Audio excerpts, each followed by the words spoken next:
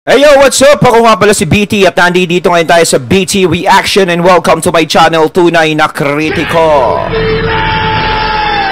Woo!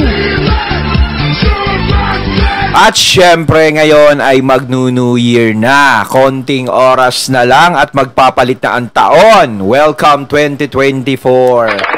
Ayan na, sana pagdating ng 2024, tayong lahat ay yumaman naman. No, magkapera, ganyan. Sana hindi lang puro sila. Di ba mga katunay, mabiyayaan naman tayo. Di ba? Pero tayo, isa magandang paraan. No, tayo lahat mga katunay, lahat ng mga nandito, lahat ng mga Pilipino, sana magkaroon tayo ng masaganang pamumuhay sa buong 2024, hindi lang sa 2024, at sa mga susunod at darating pang taon. Ayan, Happy New Year mga katunay. Palakpakan natin mga sarili. At syempre, meron tayo panonooring video ngayon. Ito po ay nagmula kay Banat Kapanig TV. Sa mga hindi pa po nakakabisita sa channel ni Banat Kapanig TV, bisita na po kayo mga katunay. At kung hindi pa kayo nakakapag-subscribe, subscribe na rin po kayo mga katunay kay Banat Kapanig TV. At syempre, huwag nyo rin po sana kalimutan na mag-subscribe dito sa channel ko sa Tunay na Kritiko. Sa mga hindi pa nakakapag-subscribe, and click the notification bell para maging updated po kayo sa mga reaction videos na aking ilalabas. At huwag na natin pagtagalin at sabay-sabay na nating panoorin ang laman ng video na hatid sa atin ni Banat Kapanig TV at bibigyan natin ng reaksyon. Pasok! Papasok-pasok lang po ng balita na ito. Ayun, nais ko nga palang magbigay ng credits dito sa boses na madidinig natin at bibigyan ng reaksyon. Walang iba kundi si Sir Badong Arateles. Ayan, Happy New Year, Sir Badong. Oh, yung SMNI po ay lumapit na po, no? Nag-legal na po yung SMNI. Dito po sa tingin nila ay hindi makatarungan na pagsususpindi ng nalilito na nga ako sa dami na sinuspindi nila. Yung pagsuspindi po nila sa mga programa na SMNI, at eto nga po, buong SMNI na mismo yung sinuspindi ng NTC. Ang pinapaliwanag po nila Atty. Tolentino tsaka ni Rolex Suplico, ito po ay maliwanag na paglabag sa due process, no? Wala po silang karapat, wala po silang hindi po sila nabigyan man lang ng pagkakataon na sagutin, no? Yun po ang problema, yun po ang esensya ng batas, no? Kung may reklamo sa iyo, dapat mo itong sagutin. Bigyan ka ng pagkakataon para sagutin kung ano man yung inirereklamo. Ito pong ginawa ng NTC ay malabis pong paglabag, no? Paglabag po dito po sa due process. Wala pa pong nangyayaring pagsagot. Ang sabi nga po ni Atty. Tolentino, hindi nila alam. Hindi po nila alam kung ano yung reklamo laban sa SMNI. Hindi po nila alam kung ano yung sasagutin nilang reklamo. Usually po, 'di ba, ganito po yung ginagawa ng isang sa korte, no? May nagreklamo sa iyo, bibigyan ka ng korte, eto may reklamo ka, bibigyan ka ng korte ng pagkakataon para sumagot. Ang nangyari po sa NTC, binigyan po sila ng SMNI ng House of Representatives ng resolution na pinasususpindi yung SMNI. Kagyat pong sinuspindi yung SMNI, no? Habang sila ay mag-iimbestiga pa lang. Wala nga pong malinaw. Para kasi nga nangyari dito, hindi alam ng NTC ba yun? Yun na yun. Yung talagang tunay na reklamo. Kasi hindi naman nila nakita o ano-ano. Pag-aaralan pa lang, syempre, iimbestigahan pa lang, pero pinasususpindi na itong SMNI. Di ba dapat talaga dumadaan yan sa due process? Tama yung proseso yan eh. Di ba? Kung talaga bang may nilabag, kung talagang ito ba ay hindi kaaya-ayang panoorin o pakinggan, at kung anong oras ba yan nilalabas, ganun. Di ba? Kahit sila hindi nila alam kung ano ang naging problema. So parang naano lang sila sa kwento, ganyan sinabi sa kanila, sumbong sa kanila, ganyan. Ito kung magsalita. Diba? Kasi ito lang yan eh. Parang tinatanggalan natin sila ng boses pag nagkataon. Isa pa, wala naman parang nilalabag yun. Siyempre, alam naman natin sa mga news, diba? Sa mga reaction, sa mga ganto, ganyan, is talagang naglalabas ka na minsan ng saloobin. Ngayon, ang nangyayari doon, kung nagkakaroon man ng threat, nung katulad kay FPRRD, alam naman natin kung paano magsalita ang isang tatay digong sa harap ng mga tao. Alam naman natin, no?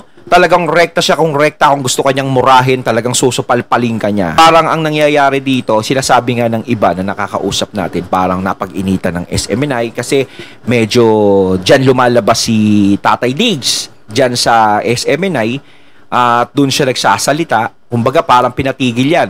Kasi para sigurong nabibingaw yung mga tenga nila. Hindi kasi di ba pa nagsasalita si Tatay Diggs talaga, kung hindi mo siya talaga kabiro, hindi mo siya ka-close, is maiinis ka talaga kapag ikaw ang binabanatan niya. So ang nangyari ganun. So pero sana hindi sila nagpakita ng ganyan na inis sa kamera. Dapat ipinakita lang nila, sige, kung ano yung bintang mo sa amin, o edi tutunayan namin na hindi totoo yan. Dapat ganun. Dapat sinasabi nila, may karapatan naman kayo magsalita, may karapatan kayo sumbatan kami kung ano sabihin niyo sa amin. Pero eto naman, ipapaliwanag naman namin, dapat ganun. Yung palitan, kasi may karapatan naman tayo magsalita lahat, magpahayag ng damdamin. Di ba hindi pinagbabawal yan? Hindi yung pag may narinig ka hindi maganda, hindi, patanggal natin yan, ganto, ganyan, ganyan, di ba? Mas maganda pa ngayon, marami kang critics, lagi kang tumutunog. Now, kung ano po yung ang question doon, ano ba talaga yung nirereklamo para sa kanila, Hindi po nila alam. Ito po yung attorney. Hindi po nila alam kung ano po yung sasagutin nila. Mas lalo po sila nagtaka na yung sasagutin nga nila hindi pa nila alam. Suspendido agad. Ibig sabihin, nauna po yung parusa bago magkaroon ng akusasyon. Nauna po yung parusa bago sila pasagutin. Miski siguro yung NTC hindi po alam kung ano po. Sabi nga rin ni Attorney Tolentino, hindi pwedeng diktahan ng Kongreso ng kanyang gagawin yung NTC. Kaya nga po resolution lang, urging lang dapat. Ang kinitwiran po ng NTC, kaya nila sinuspindi dahil sa resolution na nagmula sa House of Representatives. Kaya po mga kapatid, hindi po tayo nagsisiraan dito, the singing Karen. Sumasagot po, eto po, balita po to, wala pa po tayo. Binabalita lang po natin yung naganap. Ito po ang sinabi ng abogado ng SMNI. Ibig nyo ba sabihin, pag nagsalita, binabalita ko pa po, hindi pa po ito batinira. Ang SMNI po, sinasabi po nila, bakit sila nagpunta ron sa Court of Appeals. Masyadong advance yung pag-iisip nyo. Tuwing magsasalita po yung SMNI, paninira sa inyo, ipinagtatanggol po nila kung bakit sila hindi dapat sinuspindi. Over yung reaction. Kulang po kayo. Mamaya po masasagot natin yan kung nariyan pa kayo mamaya. Okay? Okay, yan po ang binabalita natin na eto po, pumalag na po yung SMNI, hiniling po nila sa Court of Appeals na ipatigil po yung suspension ng NTC. Hindi ko po alam kung ano po ang, dahil hindi po tayo abogado, pero ako, sa tingin ko, yung meron pong pagmamalabis sa kapangyarihan na ang NTC rito. Masyadong abuse of power. Mukhang hindi po pwede na nagpapasya po sila ayon lamang sa resolusyon. Dapat siguro i-justify nila. Yun lang, di ba? Dapat malaman kung ano talaga ang dahilan kung bakit sila sinususpinde para maipaliwanag naman ng SMNI kung ano yung side nila. Hindi naman natin pinagtatanggol, pero kahit naman tayo may isip natin, ba't dapat nagpapaliwanag sila dito? Kung sinususpindi namin kayo kasi ganito, ganyan, ganyan. So yung SMNI magpapaliwanag naman, ganito, ganyan. Di ba? Para nagkakalinawan, kasi kung a-action ka lang ng, suspindihin na yan, di kayo pa rin ang lalabas na masama. Di ba? Nang wala kayong sinasabi na kung ano talaga ang tunay na dahilan kung bakit nyo sila sinuspinde. Di ba? Parang mamamalo ka ng bata na hindi alam kung ano ang dahilan. Parang tinawag mo yung bata, halika rito, papaluin mo sa puwet. Paluin mo ng paluin. Tapos bakit yung po ko pinapalo? Tapos tahimik ka lang, palo ka ng palo. Di ba parang ganun?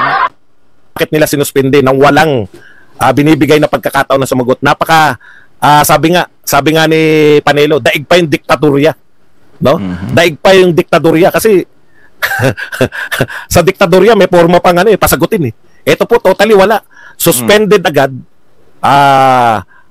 ng ilang araw yung mga programa, suspended agad yung buong SMNI nang wala man lang silang, na hindi man lang sila binibigyan ng pagkakataon na malaman kung ano yung reklamo laban sa kanila. So napakatindi po nito. Daig pa po natin, daig pa yung diktador nitong NTC. Kaya po sila lumapit dito sa Court of Appeals. Okay? Binalita lang po natin yan. Wala pa tayong reaction dyan dahil hindi pa po natin napag-aaralan. Yan po ay kapapasok-pasok lang na balita. Okay, punta na po tayo rito sa balita po natin. Nakakatawa po, ang pinagmamalaki nila, dalawa lang halos Una, ang pinagmamalaki nila, may pumasok na 4 trillion. Nung marami po nag-react, ay pledges lang naman pala yan . Pledges lang pala yung pinagmamalaki yung pumasok na investment dahil sa pagta-travel. Gusto ko sa nila pagmalaki na dahil sa kawalan po na maipagmamalaking proyekto ng kasalukuyang administrasyon, dahil ang tangi po nating nakita, wala po sa food security, nakita naman natin, nagtaasan po yung presyo lalo na po ng bigas, wala rin po sa ibang industriya na may papakita.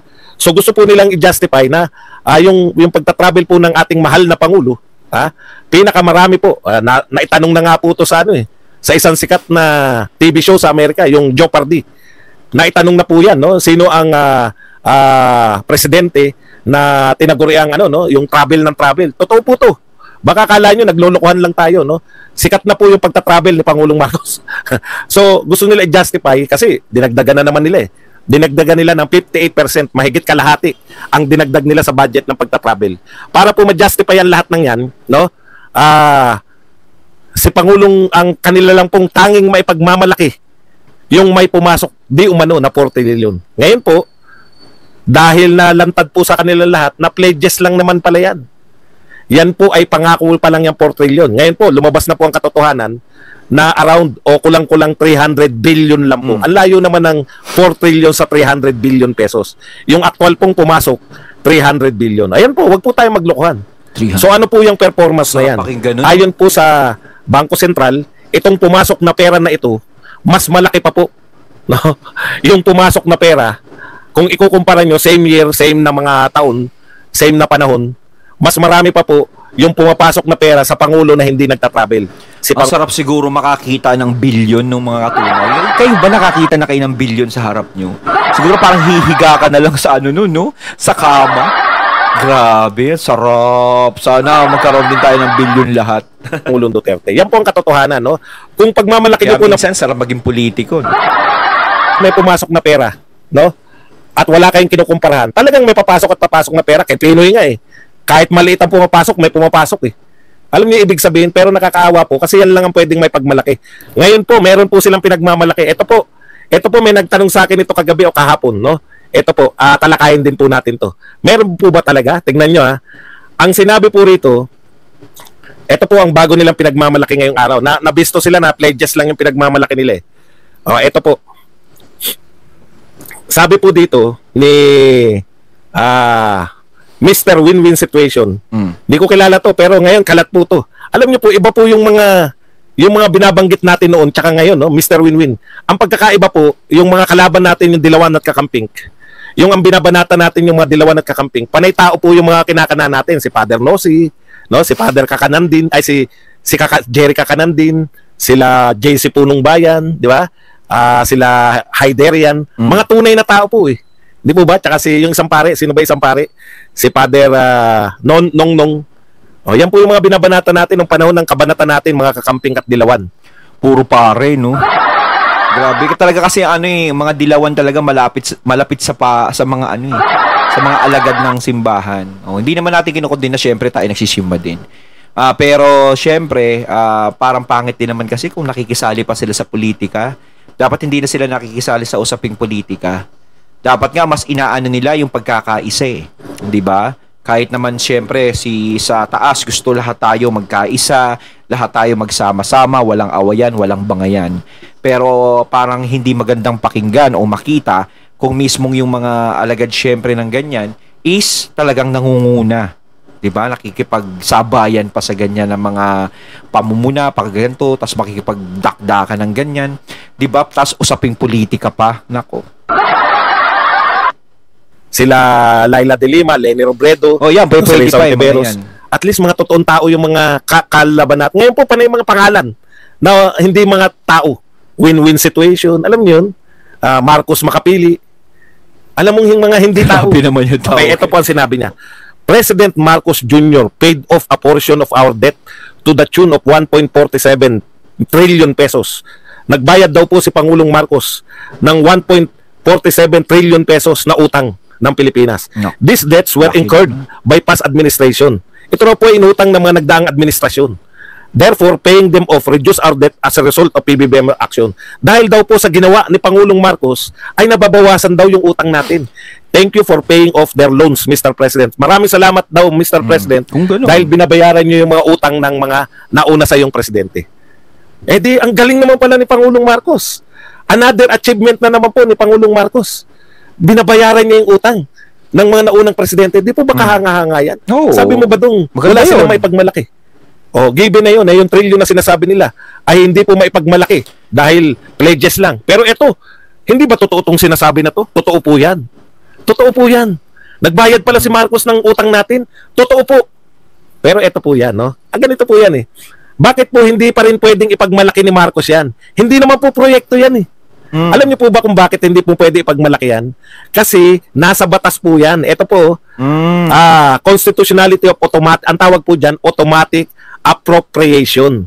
Meron po tayo na hindi gagalaw ang Pangulo, automatic po, kahit po sino ang Pangulo, kahit po Gagawin sino ang yun. Pangulo ng Pilipinas, meron po tayong tinatawag na mga automatic appropriation.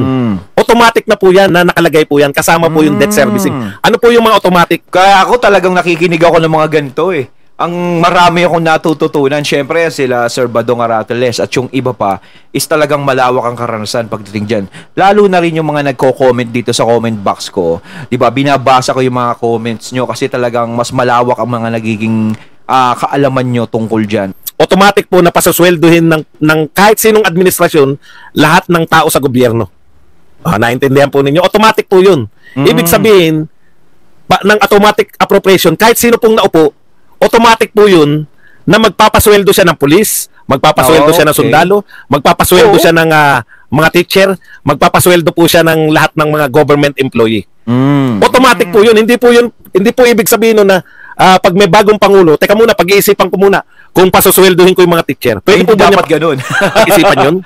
Hindi po pwedeng pag-isipan yun. Oo, hindi pwede. Ang tawag po dyan, automatic appropriation.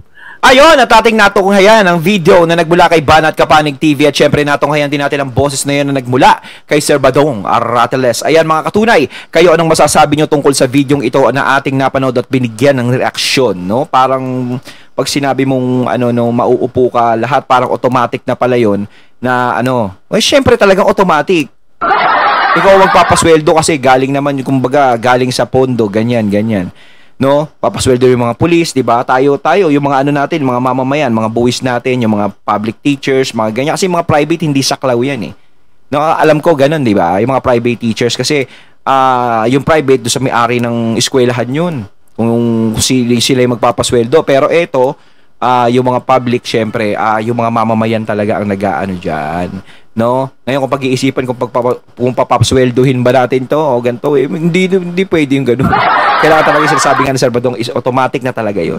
Kaya mga katunay, ano masasabi nyo tungkol dito? So once again, I'm BT and I'm out. Peace.